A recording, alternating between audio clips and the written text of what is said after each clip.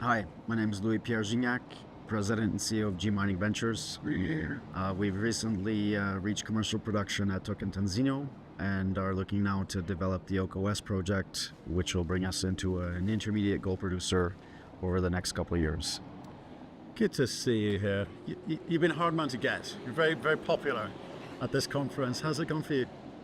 It's been very busy. Lots of interest of existing investors and new ones that want to get a lot of details on the updates that we provided in the last few weeks, actually. So Yeah, it seems to have everything seems to happen quite quickly. Tocantinzinho, now you've got the Oko West, and you've also a question from BHP recently as well.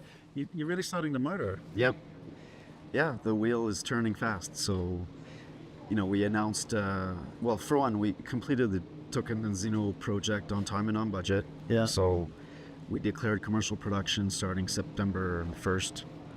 So we reached 80% of nameplate at the plant, in August. So things have been going well. Yeah. Rarely do you have a commissioning period where you're actually positive cash flow. Yeah. Which is the case now with our asset and with gold prices being at all-time highs. Yeah. So we never expected to be producing gold at these prices when we did our planning, right? So that's a sweet spot and ideal timing for us to be completing a project. Now, obviously, given the heritage and given where you've come from, people expect you to be a good mine builder. You've built a few before. Yeah. But I think what I'd like to do with this conversation is maybe look at the other part of you, the bit that the ventures bit, which is obviously these acquisitions, being acquisitive in a market like this. Is good news, not just for you, but also in people that you're buying into. So tell us about Oko West. You put PE pretty quick. So that must have been somewhere in the works already, was it? Correct. So that was already kind of in the works under Reunion management, and they were working with GMS as well, G Mining Services. So when we concluded the transaction, there was still some work to complete. Yeah. We also made some fine-tuning in terms of how we wanted the sequencing of the open pit and underground to come together. Right. So those are adjustments that we made to how we saw the project being designed and come out in the PA. But I think that's the opportunity for us to show what we think Oko can do, which is 353,000 ounces a year for 13 years. Right. So there's 4.5 million ounces of gold production over that in that project profile. So it's an exceptional mine, one that's going to generate tremendous cash flow. Right. The NPV5 is like 1.4 billion at 1950 gold price. Right. So many areas we can go because there's so much to cover. But I better finish off with a little comment on the. You're going to look at maybe the Garupi. Am I is pronouncing that? Yeah. Almost correctly. Right. So why did you pick that up? Why now? So the story on that one is we actually looked at that project 2 years ago. Okay. We did extensive due diligence. We went to site. We had done all our homework on it when it was in the hands of Oz Minerals. And so in their portfolio, it was non-core. And then BHP bought Oz Minerals. Yeah. So it became even more non-core. So when they kind of reactivated the file of saying they wanted to clean up their portfolio in Brazil and divest that, we were quick to be knocking on their door saying, like, we've done the work, we're ready to What did we discuss. know about 1.7 million So ounces inferred? there's 1.7 of indicated, even better, 0.6 or 0.5, 0.6 of inferred. Okay. So that's the point, is we're inheriting basically a high quality resource to start with. Right. Within an exploration package that's 1,900 square kilometers. Right. And 85 kilometers of strike along the Greenstone Belt. Right. The Garupi Greenstone Belt. So for us, this is like a very great starting position with an asset like that. Yeah. They've done studies in the past where they showed like 120, 130,000 ounces of production, which is nice, but actually small at this point for... It's kind of, again, coming back to the heritage and where you come from, mine builders' perception and so forth, picking up development stage, whether it be early or late, however you want to frame it, project, that's the right thing for you to do, isn't it? Makes total sense. It is a good. We paid $0, and we left them a royalty. Yeah, explain what you do. There's two types. So the rationale there was they were more concerned that this would be in the hands of someone that would be a good corporate citizen that had a good reputation in Brazil, which I think we've developed over the years. So we checked the boxes on those aspects for BHP. But they also saw the tremendous potential of this land package through studies they've done. So like 19 million ounces, or anyway, something much more substantial. So we said, look, keep a royalty on it. Right. Explain that. You got 1% on the first million. 1% on the first. After. Exactly. Right? Yeah. So that's good. Are there any liabilities that you've inherited? Don't give us any money. We would. There's not really any significant liabilities. Wow. Okay. There is social things that need fixing. Right. So there's artisanal miners in the area. It's more subsistence living for them, getting barrels. Yeah. And that's very common in Brazil. Yeah. So you need to invest time to broker deals where you can compensate them to relocate and go elsewhere. So that takes some time and energy, which no one over the past years was willing to commit to. And the other thing is, the government is really cracking down on illegal activities, mining activities. Right. So a lot of times the federal police come in, they torch everything up, and and it's a very aggressive way of doing things. Yeah. So that's taken place over the years there as well. So it created conflict with. But with you, someone like you, where you've got, was it over 1,300 full-time jobs over at Tocantinzinho? We had 2,200 people on the project 2,200 during the peak of construction. What's it going to sell? We'll be sub 1,000. We'll be around 850, 900. Okay, down to this, right. So we're going to be we're a large employer in the Tapajós region. But you can point to that and say, for sure. Look at this. And we have great relationships with the communities that we're working with Tocantinzinho. Right. So the point is we can show them the positives of what we've done in terms of employment, creating business opportunities for people in the region, and elevating their standards of living. Right. So that's something that we think we can bring to. So hence BHP go, we entrust this to you. Yes. There's some financial benefit at the back end, but we trust you to be able to build it properly, because Tocantinzinho is a kind of case study on how to do it right and quickly. Correct. Okay. And even some of our prior experiences as G Mining Services at Essakane in Burkina Faso, I think there was close to 20,000 people, or there was significant number of people working in the vicinity of that deposit. We built 3 communities, separate communities, and relocated all those people. Yes.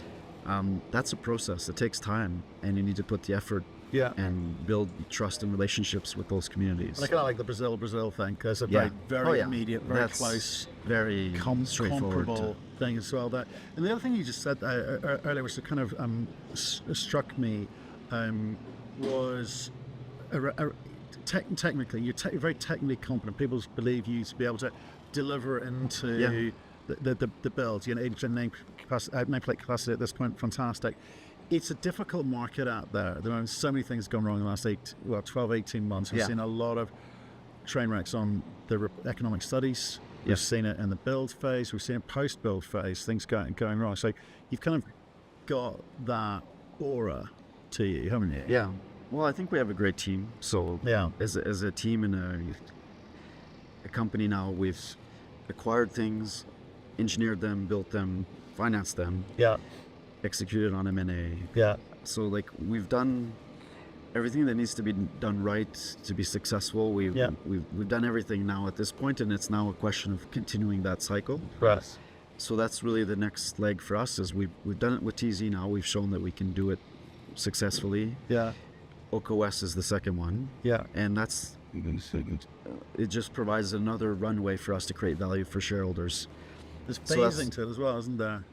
What I'm trying to think is that you've got all these good people who've done good work for you, Tocantinzinho. You need to kind of keep them busy. Yes. So you can't have everything all at the same stage. So building up this portfolio for you obviously deals with that. Make sure you keep the good people. Yeah. How else are you looking at that portfolio approach in terms of the different stages of development? Yeah. Well, ideally, you have an advanced stage project that you're engineering and getting ready for construction. Ooh. And that's a cycle where ideally we're doing something every 2 to 3 years where Okay. we can deploy a construction team that Yeah. we have within GMS to go and deliver on one of our projects. Yeah. Yeah. So we need to start building a larger pipeline of projects that Yeah. we can mature and get to that point. Yeah. And that's the difficult thing in our business is the permitting aspects of certain jurisdictions can take a long time. So you can be in limbo for quite some time trying to get those permits to be able to advance a project. Yeah. The beauty about Oka West is that's the great attraction there is they're very eager to see activity. Yeah. So the permitting process is very straightforward and streamlined. Right. So we expect to be constructing as early as beginning of next year. Okay. On the basis that the government is wanting to provide, for certain aspects of our project, no objection letters for us to proceed. Right. So building access road, airstrip, Yeah. permanent camp facility. So that's something that you don't really see very often, but there again, they know our group from prior histories of things in Guyana. Yeah. Yeah. So they know we do things properly. Yeah. What did you do before? Well, it was Louis Senior back in the Cambior days. Yeah. They built Omai, and that's where Dave Fennell and him met. Also, the history of them starts there. But so they built Cambior around that in the 90s. So that was obviously before the oil boom that they've seen. So that mine was 30% of GDP back in those days. Wowzers. So they were good corporate citizens. They created a lot of value for communities and government and people. So we were talking with I think Omai, which is a former producing mine as well. Talking about the political will. Yeah. Right. As some people, they want mining. They're encouraging miners to come in. But you've still got to do things. You've got to do things the right way, obviously. But that's really, really important to them. And the other thing, just on Oka West, which is, and you said something earlier. You came in and you sort of tweaked the PA. It was in progress, but then you sort of maybe looking at it slightly differently. How much of an advantage is the fact that you build these things, even at early stage economic studies? Because sometimes you see these economic studies go through the phases, and then it kind of gets to the end, it's like, we didn't quite get that right, so we're going to have to change things around. But you see it early. Yeah, I think we have a good vision of how we want to conceive projects. So tailings project layouts, that starts with that. How do we position things so it's efficient, cost effective? Like the tailings facility, there was a few option studies done. Even when I did the site visit, I'm looking at where we're positioning things. There's a better way of positioning the dam to minimize earthworks. There's all those things that we look at to try and minimize costs and its efficiencies. And the thing with the underground, that was more from the perspective of keeping things executable and easier to manage and sequence. So with the open pit, we can feed the plant, and it'll be life of mine where we're feeding from the pit. Yeah. So the initial years will be only pit, and once we're in commercial production, we'll start development of the underground for 2 years. Right. Stoping activities year 3 and ramp that up. Yeah. And then keep feed from both the underground and open pit for the duration of the project. Okay. So that's the challenge here when you have an open pit and underground and you have a large plant like we're planning. We have 6 million ton per annum. An underground cannot feed 6 million ton per annum. Yeah. So that's the challenge of how you sequence that, make that. And how's that open pit phasing with the underground stuff? Because I'm just thinking, do you have to, for the mill, do you have to blend? Yeah, it will blend. Yeah. Right. Okay. So it's just a question of. So that's concurrent activity there, underground. Correct. So underground is not coming from the pit, or is it? So what we decided, and that was part of the other reasons of getting the pit developed first, so that we can create a nice rock face to set up our portal and ramp, as opposed to going through weathered material saprolite where you're in unconsolidated ground where it's much more costly and time consuming to put that in. similar to, like, for example, Fruta del Norte, they had to Yeah. soft rock tunnel to create their portals. Yeah. That was a different situation. That was the logical thing. But here we have the advantage of having a pit and Yeah. doing things differently. So So you guys have got a lot of exciting revenue opportunities coming. Tucker Tazina, when it's up and running, in a gold 2,600 gold, crikey, you then have to get into the world of, and tell me about the team here, where you have to manage that in the most efficient way too. So not just building, but running the business, right? So that is, do I hedge? Do I, you know what I mean? What's the team that's going to look after the running of the business rather than the operations look like? yeah, I mean, look, we had always designed our management team to be fit for purpose. Right. So we had a pretty lean team all the way up till now. So we are now complementing the team, adding some good management below the executive team, if you wish, to help manage the growth that we have and multiple assets. Yeah. So with the growth story that we have, it's very attractive for people to be part of the story, because there's a lot going on. Attracting the right people, for sure. And we're attracting great people. So that's always the fun part of what we're doing. And for example, the construction team we had at TZ, a lot of them will be moving over to OCO. It gives the opportunity for people to grow in the business as well through internal promotions. But I guess what I'm trying to get at is that there's a kind of corporate team, and I'm trying to separate the operational element. By saying, right, there's a corporate team here who will say, right, we will build the company to some vision, which is over here, and that could be through acquisition, it could be through organic, or whatever options that you decide to put on the table for yourselves.